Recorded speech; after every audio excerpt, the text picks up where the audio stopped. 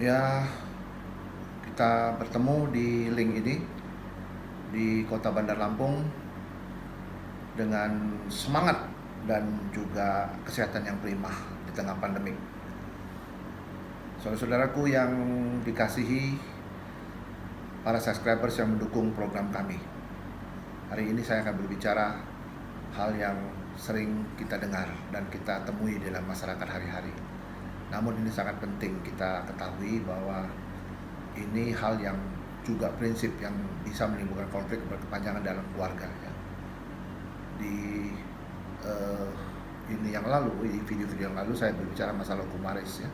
Ya, dalam hukum waris itu tidak dikenal namanya otentik atau tidak otentik ataupun harus di pejabat atau tidak. Jadi secari kertas pun sebenarnya itu sah-sah saja kan, sepanjang itu memang kehendak daripada ahli waris.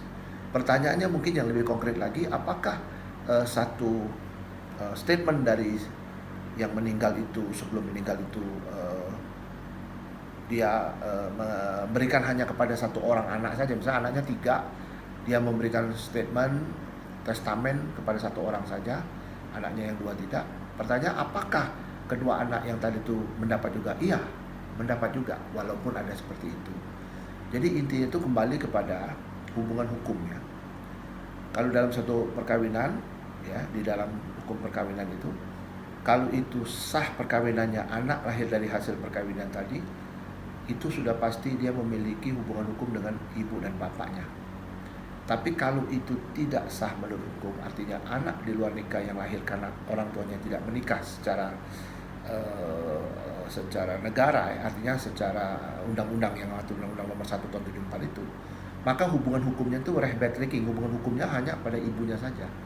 Namun ada keputusan dari Mahkamah Konstitusi juga menyebutkan bahwa anak yang lahir dari luar nikah juga mendapatkan, ya, hanya saja mungkin bagiannya ya yang kita mesti perlu tahu juga tidak seperti anak-anak yang lahir dari perkawinan yang sah.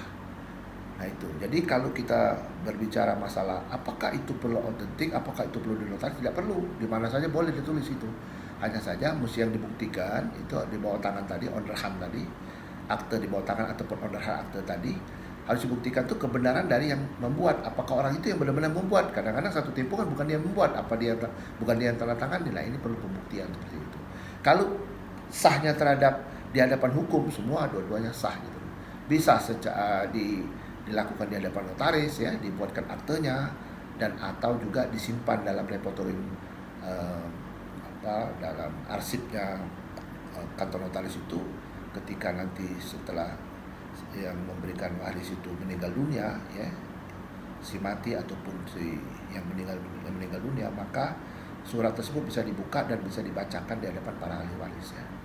Namun bagaimanapun juga tetap nanti perlu namanya fatwa waris dari pengadilan kalau untuk golongan-golongan non Islam gitu ya, bukan golongan Islam ya, untuk golongan yang beragama Islam harus ke pengadilan ya untuk menentukan.